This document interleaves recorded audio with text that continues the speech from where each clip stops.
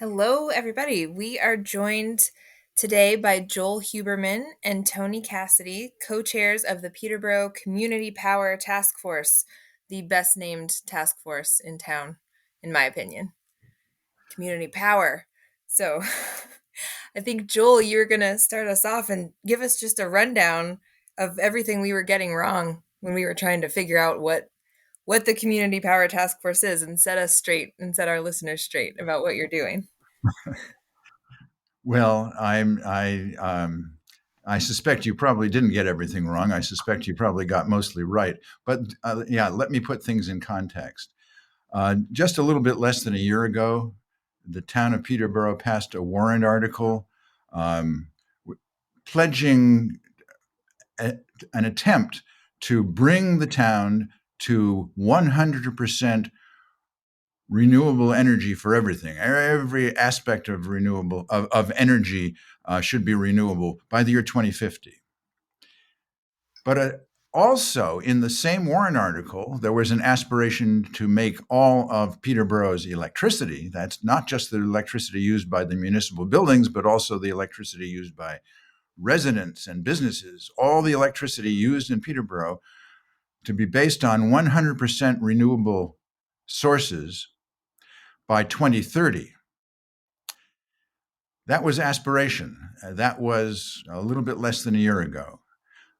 Since in the intervening time, it has become possible thanks to relatively advanced New Hampshire legislation. The main bill is RSA 53-E as an elephant, as modified by HB 351 or 315, I can't remember offhand, which was passed last year and put into effect in October of last year. Those two bills in combination enable communities like Peterborough to do their best to find sources of electricity that are more renewable and possibly less expensive than the sources of electricity used by Eversource in its default program.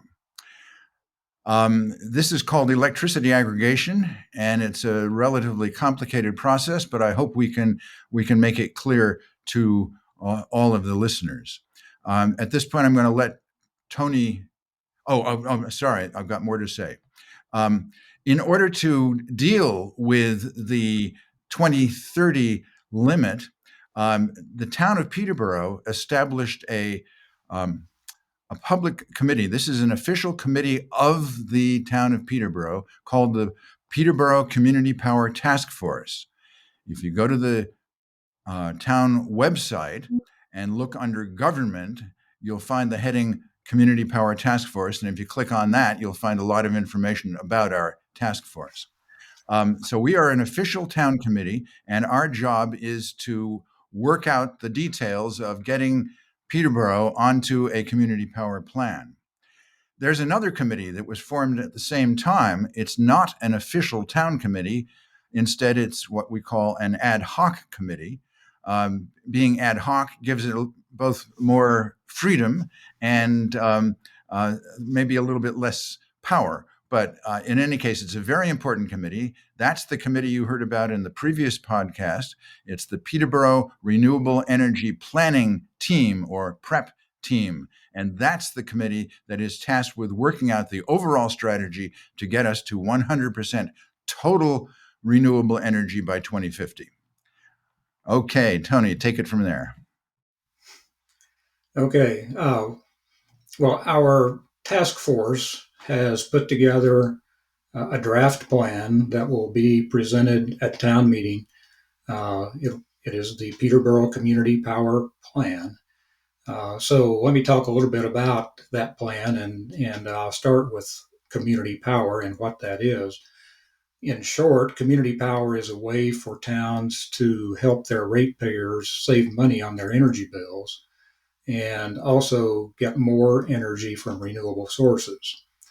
Um, with this legislation that Joel referred to, cities and towns are allowed to pool the energy needs of all their residents and small businesses and use that to make bulk purchases of electricity at wholesale prices. Today, Eversource, our utility, of course, delivers the electricity to all of the customers in Peterborough.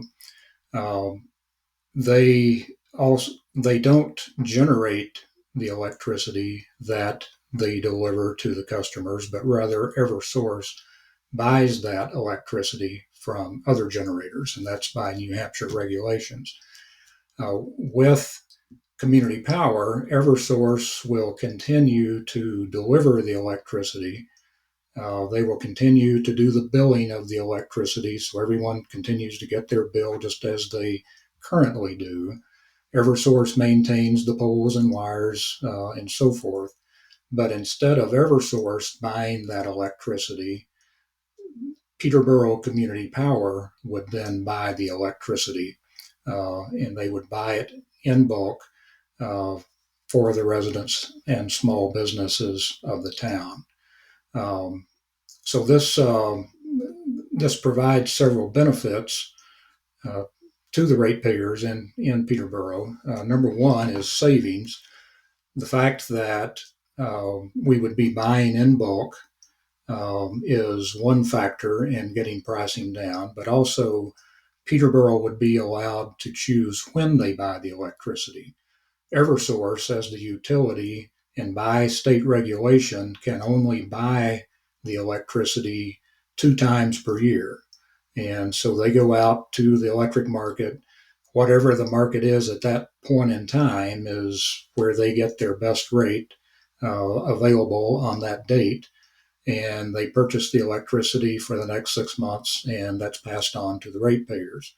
Under community power, we'll be able to buy and shop around for that electricity at any time. So, and we will have third party service providers that will be contracted with the town who have expertise in the energy market. And they will watch the energy market and make the purchases when energy rates are at their lowest rather than being tied to those 2 times per year. So the fact that we choose when to buy the electricity helps save money in addition to buying in bulk. We'll also have the benefit of more local choice. So Peterborough can control the energy mix, where it comes from, and also how the rates are set. This will also support, as Joel mentioned, Peterborough's energy goals of achieving 100% renewable energy sources for electricity by 2030. The community power will also promote equity throughout the town. Today, a lot of people would like to participate and enjoy the benefits of renewable energy, but putting solar panels on their roof is just not something that's available or practical to everybody.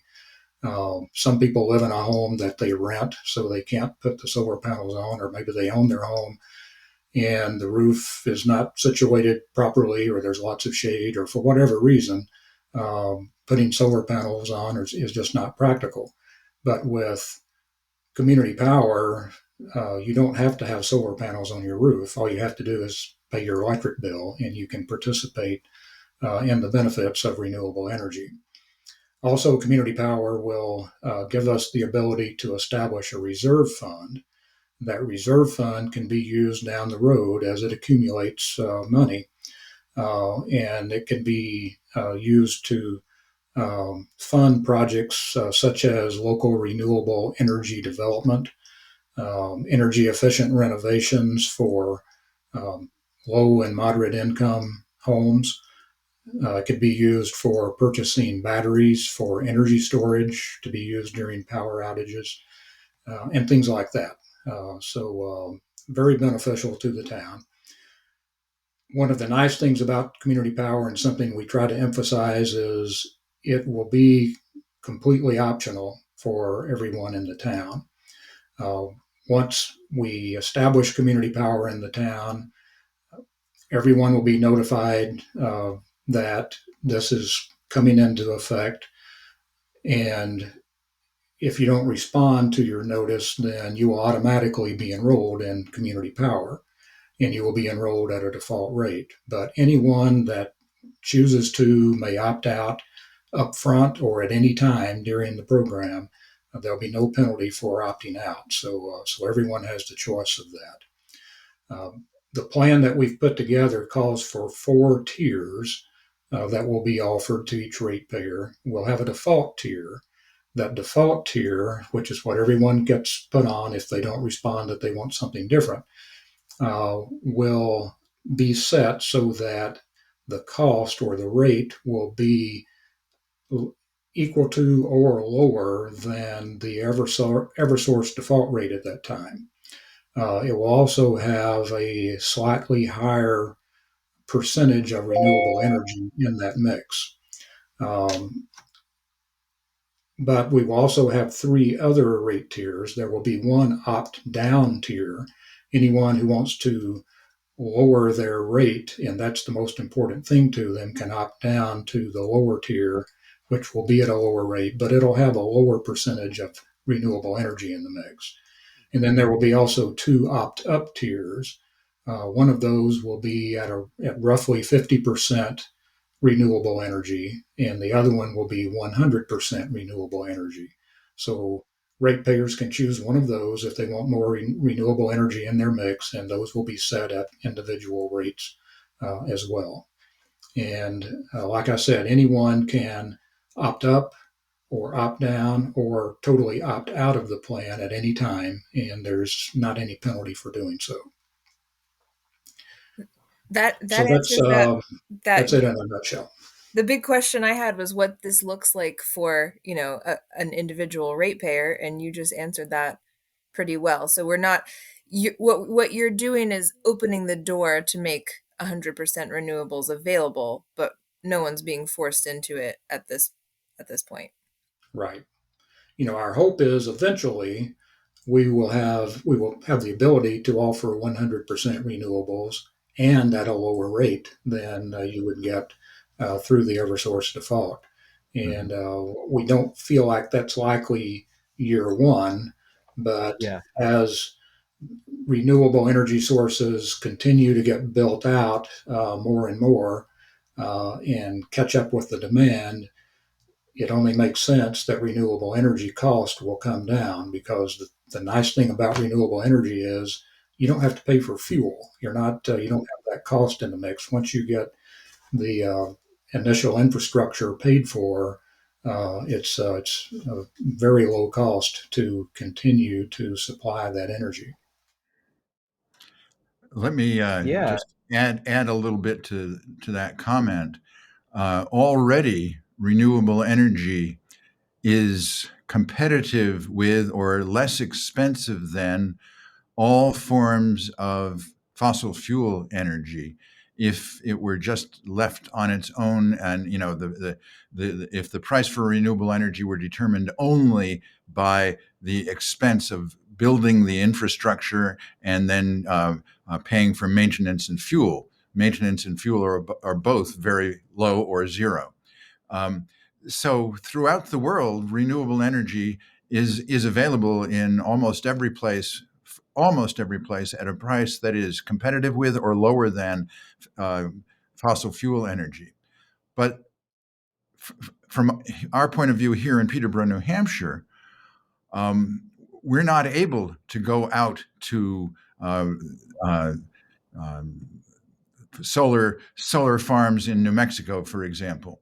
We buy our renewable energy through a process called renewable energy certificates. When a renewable energy company generates a certain amount of energy, I believe it's 1 megawatt, that company is awarded a renewable energy certificate and can then put that certificate onto the market. We in Peterborough will be buying renewable energy certificates on that market.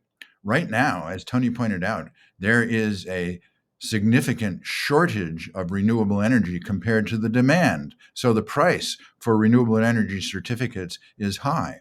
We are hoping, as Tony says, that as time goes on, the amount of renewable energy available will blossom, and that will drive down the increase the supply, driving down the demand, and allow the price to come down. So we're hoping that by 2030, the 100% renewable option may prove to be the least expensive of the options at that time. Yeah, I mean, and at that point, I mean, doesn't the market forces kind of take over, right? I mean, why wouldn't you? You'd almost have to be, uh, I don't know, it's sort of a sadomasochistic thing going on if you choose the more expensive, more fossil fuels option, right? I mean, Right. Just really hate the sun or something. yeah, you're really just an unhappy person, I guess, if that's what you're choosing to do.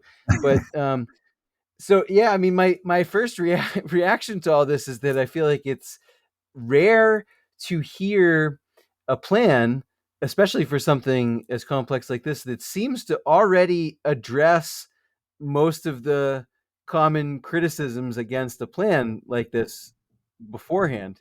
So I'm fairly impressed. I don't know what else people would think of to oppose something like this. I mean, you're offering more choice, opt in, Lower cost, yeah, right lower off the lower bat, cost, as an option. um, and it's forward thinking, and in the sense that you are anticipating further things to happen in the market that will enable this more. And as you mentioned, it also generates revenue for a fund that can continue to further these same goals in other ways. I don't know. It sounds like a pretty solid deal here. So what are the challenges that you guys are up against in terms of making this a reality? Like, is this just a matter of getting this to town meeting, or are there more hurdles involved? There That's are. the big thing, is getting it to town. I mean, one other thing I want to mention, and why this is so good, is that there is no cost to the town to implement community power. Excellent. It will have no effect on taxes. It will not tie up any of the town staff, because it will be administered by a third party. So financially, there's no downside to it. Yeah. That's And that important third to party note. will be Yeah, that's excellent.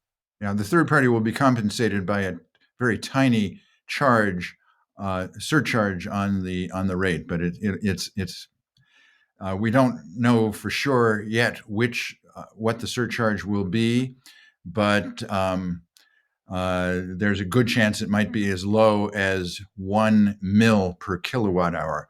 1 mil is point one tenth of a cent. Ah, I see. Yeah, that doesn't sound overly burdensome as a Right, surcharge. right. So Um, yeah, so we want to bring this to town meeting, and it'll be a question before the voters of the town, and let's say we pass it, mhm. we What proceed. then? Are there any other hurdles beyond that point? Yes, there are. There are two hurdles for us. One hurdle is bringing the plan as passed by the town to the New Hampshire Public Utilities Commission. The New Hampshire Public Utilities Commission, as you may be aware, is currently way behind in its agenda. It has had before it for some time the necessity to make the fine rules for implementation of community power plans. It is now beginning to work on that. Um, we are not yet sure what those fine rules are going to be. So probably we will wait until the New Hampshire Public Utilities Commission has developed its fine rules, and we will make sure our plan is consistent with those fine rules before we submit it to the PUC. Once it's consistent with the rules, a passage or approval by the PUC is very likely. The other concern that we have to deal with is a choice of third-party service provider, the provider that will help us purchase the electricity on the wholesale market. There are three organizations that are all three are very good. They're vying for Peterborough's business, and we have to make a selection between them. That's making the choice between them is something that we'll probably focus on after the plan is passed by the town, but before we submit to the PUC. Gotcha. A couple of things that we need to mention. We have a survey right now. We're trying to gather as much input from the community as possible. I mentioned we have a plan, but it's a draft plan, and we think it's pretty close to final, but we want to hear more from the community and alter that plan as needed if we get some good, important input. One way of getting the input is a survey, and we have that up and running on SurveyMonkey. And we'll provide you the link to that. And if we Excellent. could attach that to the end of this, that would be great. If people can we'll get that in the show notes. take that survey, it takes 2 or 3 minutes. It's very short and simple, but that would be very helpful. The more input we can get through that. Also, next week we have 2 public hearings scheduled. One is Tuesday, the 22nd at 7 p.m. It will be at the Peterborough Town Library. It's also available on Zoom, so anyone can join by Zoom, and we'll get you that link and that information as well. We'll also be doing the same thing. Another public hearing will be Thursday of next week, which is the 24th at 5 p.m., also at the Peterborough Library, also available on Zoom. So if anyone sees this and wants more information, wants to give us more input, we welcome you to join us at one of those public hearings. Mm-hmm. Excellent. Yeah, unfortunately, the episode probably will come out after the hearings. It usually takes us about a week to actually get them out, but we will try to get this out as soon as possible. And but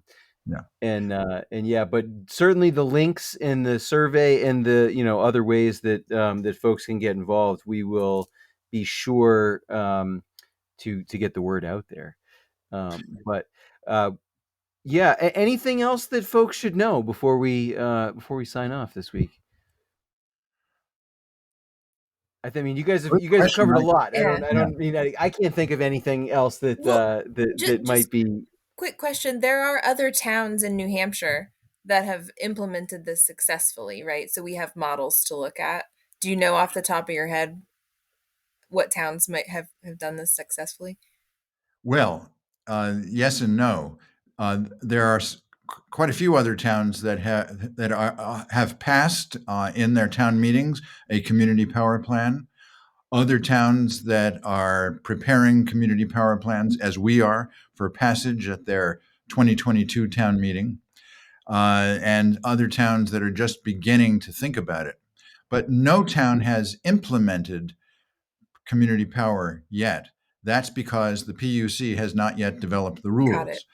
Right. And of course, that makes sense. The forecast is that the earliest the PUC might complete the rulemaking process would be sometime later 2022. Could go on even longer. So we're all waiting for the PUC. That's really the rate limiting step. And once the PUC makes the rules, then there will be a lot of towns starting up community power plans. In this neighborhood, the city of Keene, the county of Cheshire County, and city of Keene both are developing such plans.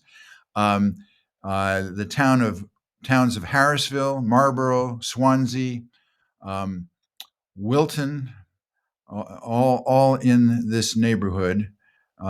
I may be missing one or more towns in this neighborhood, and then it goes out all across the state. There, for example, Exeter, is doing this. The Upper Valley region is rich in such towns because the man who single-handedly did the most to bring community power legislation to the state of New Hampshire, Clifton Below, lives in Lebanon. He's one of the administrators of the town of Lebanon, but he's also the man who understands the legislation most of all. He's working with the PUC to get good rules. Excellent. And while this is all brand new here in New Hampshire, it's not that new in several other states. Massachusetts, for one, has this up and running, and there are a lot of towns in Massachusetts that have this. They don't call it community power. I forgot it's they use aggregation in the term, but it's very very similar to this. Yeah. And California, a number of other states have similar programs that are already up and running, and the towns are utilizing them, and it's proving to be beneficial. Yeah. But I do want to say that New Hampshire, Massachusetts, California, and the other states are a minority of the total. So in a way, New Hampshire is acting as a pioneer here. And certainly the legislation that Clifton Below and others helped to craft, and by the way, it's definitely bipartisan legislation. The Republicans in the state legislature are enthusiastic about this, as are the Democrats. This is a really amazing example of the possibilities of bipartisanship, even in a state like New Hampshire that sometimes seems to be very polarized. Well, that's excellent, and I think it should be bipartisan, really, because everything you both have described, there's, I mean, not only is it, I think, an overall net good for everyone, but there, even from a political partisan perspective, I think that there's much for people on both sides to like and to want in it. Yeah. Well, great. All right. Well, thank you all for coming on the show, and thank you for the work that you're doing and your expertise. I mean, we're all benefiting from this, and I know this stuff isn't easy, but you guys sure know your stuff, and you're, kind of, putting the wedge under this big boulder and doing the work to get it rolling. So I think that's awesome. So thank you. You for having us. Thank you very much, Chris and Zoe. We've very much enjoyed this interview. This is great. All right. Well, you guys take care. We'll put the info in the show notes. And to our listeners, have a wonderful week. We will catch you next week on GOMO Tonight. Thank you. Same to you. Thank you.